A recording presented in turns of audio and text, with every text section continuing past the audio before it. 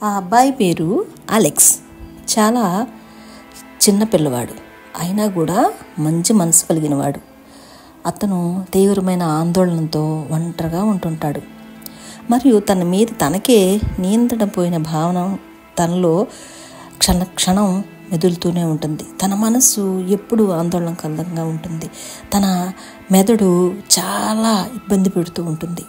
చాలా బాధలో కనిపిస్తాడు. ఒకరోజు చాలా ఒత్తిడిగా ఉంటాడు. అతనికి చుట్టూ ఏం జరుగుతుందో అర్థం కాని పరిస్థితిలో ఒకానొక రోజు తను చేయకూడదు అనుకుంటానే అకస్మాత్తుగా అతను ఒక హింసాత్మక చర్యకు పాల్పడాల్సిన పరిస్థితి వస్తుంది. తనను ఇబ్బంది పెట్టిన వ్యక్తిని అనుకోకుండా చంపాల్సి వస్తుంది. అతని తల్లి పేరు వెల్గేట్. ఆమె ఒక పేరు పొందిన న్యాయవాది, మంచి మనసు కలిగిన ఆమె చాలా సిన్సియర్గా తన కొడుకు చేసిన నేరాన్ని తెలుసుకుంటుంది. కన్న బిడ్డ కదా, ఆ ప్రేమతో అతనికి రక్షించడానికి నేరాన్ని కప్పిపుచ్చుతుంది.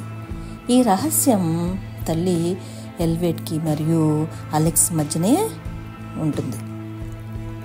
అలెక్స్ తప్పు చేశాడని గిల్టీతో బాధపడుతుంటాడు. ఇక్కడ ఉంటే ఇవే తప్పులు చేస్తాడని ఆ ఊరును వదిలి వేరే ఊరికి వెళ్ళమని వెలిగేట్ తన కొడుకు సలహా ఇస్తుంది. అంతా బాగానే ఉంది కదా అని గతం మాత్రం అతని నుండి వదలలేదు. ఎక్కడైనా అన్యాయం జరిగిందంటే వెంటనే అటాక్ చేస్తాడు మన అలెక్స్. కొత్త నగరానికి వచ్చి విద్యాలయంలో జాయిన్ అవుతాడు. తల దించుకుని నడిచేవాడు. పాత జీవితాన్ని మర్చిపోవాలనే ప్రయత్నం చేసేవాడు. తన్నెవరూ గమనించకూడదని తన పని తను చేసుకుంటూ పోతుండేవాడు. తన పాత జ్ఞాపకాలు ఎప్పుడూ ఎవరికి తెలియకూడదనే ప్రయత్నం చేస్తూ ఉండేవాడు. తను ఎప్పుడూ ఒంటరిగా ఉండటానికి ఎక్కువగా ఇష్టపడేవాడు. 10 మంది గ్రూప్ సభ్యులు ఉన్నా కూడా తను పక్కగానే నడుచుకుంటూ వెళ్ళేవాడు. తన పని మాత్రమే తను చేసుకునేవాడు. ఎవరితో డిస్కషన్స్ పెట్టుకునేవాడు కాదు. అతని కళ్ళల్లో నిద్రలేని రాత్రితో అతని బాధ చాలా కనిపిస్తూ ఉండే. ఇంతలోనే లియా అనే ఒక అందమైన అమ్మాయి తను చదివే విద్యాలయంలోనే పరిచయం అయింది. ఆమె పేరు జెనీలియా. అయితే అందరూ లియా అని ముద్దుగా పిలుచుకుంటూ ఉంటారు. ఆమె చాలా ఆత్మసాక్షి కలిగిన పిల్ల. ఆవిడ ఎప్పుడు స్వేచ్ఛ, సానుభూతి కలిగిన మనసు ఉంటుంది. ఆమె అలెక్స్ యొక్క నిశ్శబ్దాన్ని గమనించి అతనిలోని అంతర్గత తుఫాన్ను కనిపెడుతుంది. ఎలాగైనా కాస్తంత ఆత్మవిశ్వాసం తనకి ఇస్తుంది. వారిద్దరూ స్నేహం మరియు సంతోషంతో ఒకరినొకరు పరిచయం చేసుకుంటారు. వారి స్నేహం గట్టిగా బలపడుతుంది. కానీ అలెక్స్ తన గతం గురించి చెప్పడానికి కొంచెం సంకోచిస్తూ ఉంటాడు. కొంచెం ఆలోచించి చెప్పలేకపోతాడు కూడా. అతను ఆ జెనీలియాపై ఉన్న ప్రేమను వ్యక్తపరచడంలో సంకోచిస్తుంటాడు. తన పరిచయం ఆమెకు చెప్పకుండా ఉండటానికే ఎక్కువ ప్రయత్నం చేస్తాడు. పట్టణంలో రహస్యంగా నేరాలు, ఘోరాలు జరుగుతూ ఉంటాయి. ప్రజలు స్థానికంగా ఉన్న అక్కడ గ్యాంగ్లో చేతులు కలిపి వారు కూడా వారితోటి కలిసిపోవటం వలన చాలా భయానకమైన పరిస్థితులను ఎదుర్కోవాల్సి ఉంటుంది. కానీ లియా బాధపడుతూ తన కుటుంబాన్ని సహాయం చేస్తుంటుంది. ఒక రాత్రి అలెక్స్ గ్యాంగ్ వలసలు కంట్లో పడతాయి. అతను తన హింసాకృత్మక చర్యలను గుర్తు చేసుకొని కదలకుండానే ఉండిపోతాడు. తను ముందుకు వెళితే తన గతంలాగానే ఎవరినైనా చంపుతాననే ఉద్దేశంతో మనసులో భయంతో దాచుకునే తను బయటికి అడుగు వేయడు. కానీ తన కళ్ళెదురే ఆ యొక్క గ్యాంగులు అక్కడ ఆ ప్రజలను ఇబ్బంది పెట్టే కార్యక్రమాన్ని చూస్తూనే ఉంటాడు. కానీ తనలోని ఒక చిన్న చీకటి అనే ఊపిరి బయటకు రావాలనే ప్రయత్నం చేస్తూ ఉంటుంది. తన భయాలపైన గెలిచిన అలెక్స్ ఆ బాధితుడిని రక్షించడంలో సహాయపడతాడు. ఇక ఎంతసేపు చూసినా అక్కడ పరిస్థితుల్లో మార్పులు కనపడకపోవటంతో అలెక్స్ రంగంలోకి దిగుతాడు. అక్కడున్న గ్యాంగ్ అందరినీ చెల్లాచెదురుగా పంపిస్తాడు.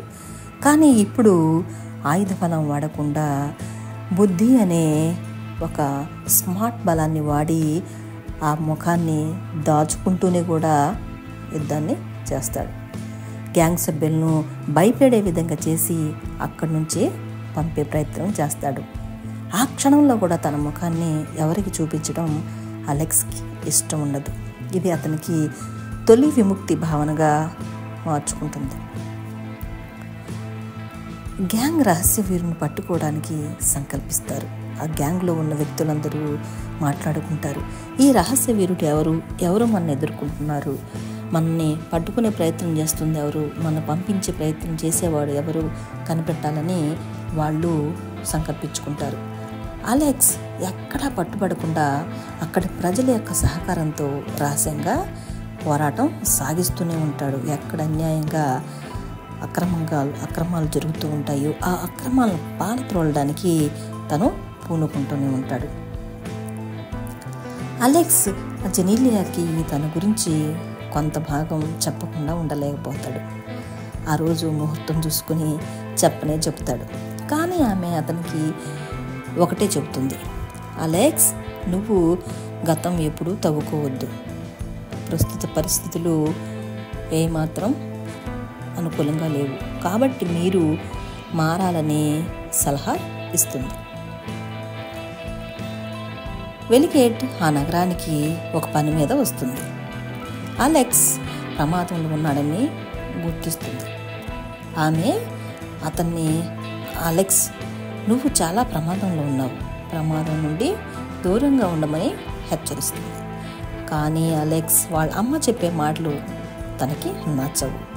నువ్వు తగ్గి ఉండమంటుంటుందే అనే ఒక బాధ అలెక్స్లో ఉంటుంది.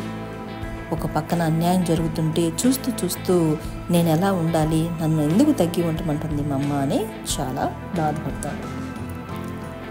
తన రహస్యాన్ని రక్షించుకోవడం కోసం అలెక్స్ అంతర్గతంగా చాలా పోరాటం చేస్తాడు. మనస్సులోనే ఎంతో మదన పడుతూ ఉంటాడు. మనస్సుని నిబ్బరంగా ఉంచడానికి ప్రయత్నం చేయసాగాడు. తన మనసులో చెట్టు తీగలు అనే ఒక కథను గుర్తు చేసుకుంటూ ఉంటాడు. ఎప్పుడూ చెట్టులాగా గట్టిగా ఉండకూడదు, కొన్ని సందర్భాలలో తీగలాగా కూడా వంగాల్సి ఉంటుంది అని అవగాహన చేసుకుంటాడు. మనసులో ఎంత మదనపడినా చివరికి అన్యాయంగా అకృతంగా పనులు చేసే ఆ గ్యాంగ్ను మాత్రం ఎదుర్కోవాలని ఖచ్చితంగా నిర్ణయించుకుంటాడు. కానీ గతం తాలూకు హింసలో కూడా తన మేధస్సు ద్వారా ఆ హింసను మర్చిపోయి, హింసను పక్కన పెట్టి ఆ గ్యాంగ్ యొక్క కార్యకలాపాలను అవగాహన చేసుకుంటాడు. వారి బలహీనతలను తను మేధస్సుతోటి అణిచివేయడానికి ప్రయత్నం మొదలు పెడతాడు. అలెక్స్ సహాయం చేస్తున్నాడనే వార్త ఊరంతా పాకిపోతుంది. పట్టణ ప్రజలు ఇక్కడ నుంచి ధైర్యంగా ఉండటం మొదలుపెట్టారు. వాళ్ళందరూ స్వయం సమృద్ధిగా ధైర్యంగా మారటానికి ప్రయత్నం చేస్తారు, మారిపోతారు. వారి రహస్య రక్షకుడు మీద ఆధారపడటానికి ప్రారంభిస్తారు. గ్యాంగ్ జెనీలియాను కిడ్నాప్ చేస్తుంది.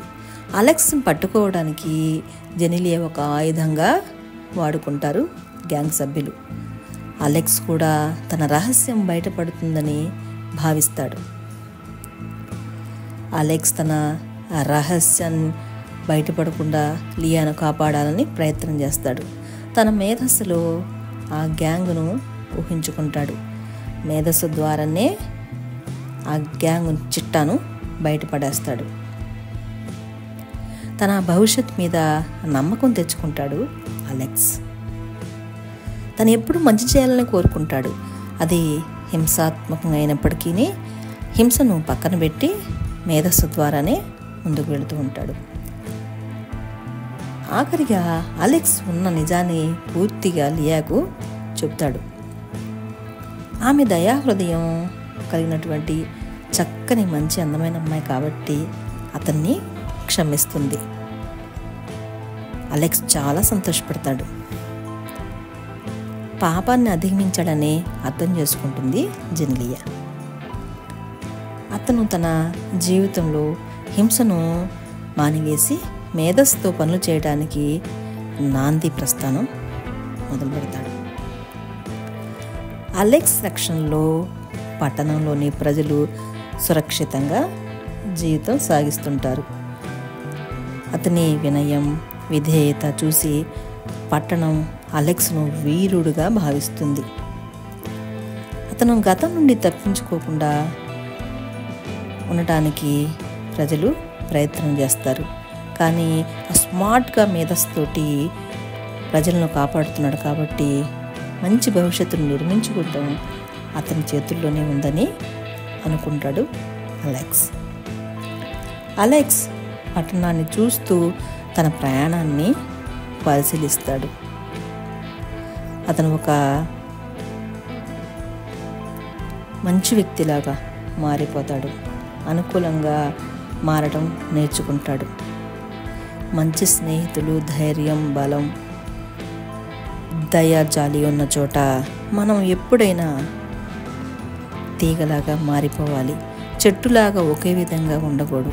పరిస్థితులు అనుకూలంగా లేనప్పుడు మొక్కలాగా వంగి పరిస్థితులను అనుకూలించుకున్న తర్వాతనే జీవితాన్ని ముందుకు సాగించాలి. ఎక్కడ నెగ్గటమో కాకుండా తగ్గటం కూడా తెలిసిన వ్యక్తి అలెక్స్. చివరికి అలెక్స్ మరియు జెనిలియా ఇద్దరు సంతోషంగా జీవనం సాగిస్తారు.